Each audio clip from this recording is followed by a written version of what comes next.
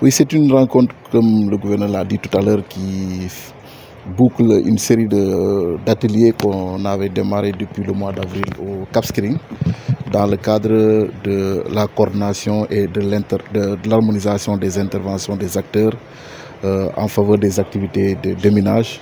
et de réinsertion socio-économique au profit des populations déplacées. L'atelier de ce jour est donc la suite de l'atelier qu'on avait tenu au Kadiandouman les 6 et 7 juillet 2023 et au cours duquel nous avons mis en place un cadre de coordination régionale des interventions des acteurs, qui est un cadre extrêmement important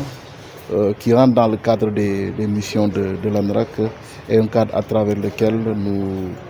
menons le travail de monitoring et de supervision des interventions des acteurs. Nous avons mis en place deux thématiques majeures que sont le déminage et la réinsertion socio-économique des populations déplacées. Nous avons travaillé sur un ensemble de sous-composantes qui devaient un peu compléter ces deux thématiques majeures. Et les différents acteurs inscrits dans la coordination se sont engagés à mettre à la disposition, en tout cas de l'autorité ou du cadre régional, l'ensemble des plans d'action qui sont composés des engagements qui sont en train de mettre en œuvre sur le terrain au niveau, dans le cadre de l'accompagnement au retour et du déminage. Le travail n'a pas pu se terminer à temps au niveau de Kadiandouman et aujourd'hui donc nous sommes réunis pour finaliser ce plan d'action et véritablement disposer d'un outil de monitoring, un outil de planification qui nous permet aujourd'hui de savoir qu'est-ce qui est en train d'être fait à temps réel au profit des populations dans le cadre de ces deux composantes déminage et retour des populations. Nous avons également fini donc de mettre en place ce cadre régional qui est présidé par le gouverneur de la région et dont le secrétariat est assuré par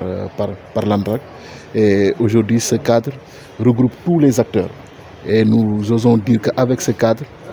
véritablement, nous avons franchi un pas extrêmement important dans le cadre de l'harmonisation des interventions. Puisque, comme vous le savez, la Casamance regorge de beaucoup d'intervenants et à un moment donné, il y avait un flou et il n'y avait pas de visibilité sur les actions. Et donc ce qui impactait sur l'efficience et l'efficacité de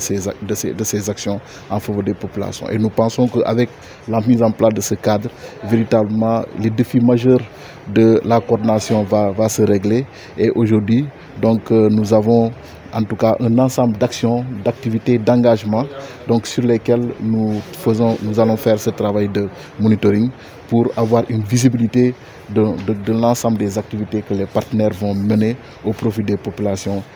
déplacées ou des populations tout simplement impactées par le conflit en Casamance. Nous avons recueilli les différents plans d'action sectoriels. Le travail maintenant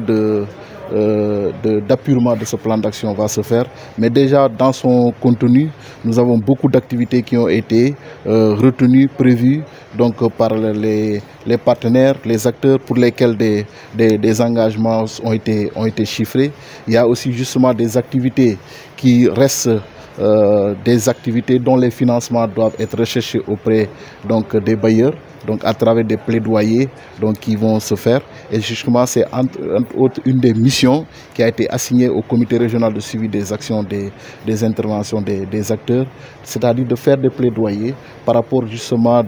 à certaines activités dont le financement n'est pas tout à fait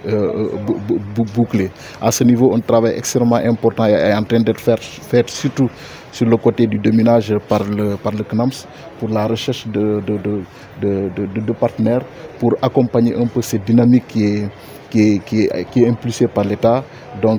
le cadre du déminage, de la dépollution totale de la Casamance. L'un dans l'autre, nous nous réjouissons déjà de ce cadre et nous nous réjouissons que ce cadre ait abouti à la mise en place de ce plan d'action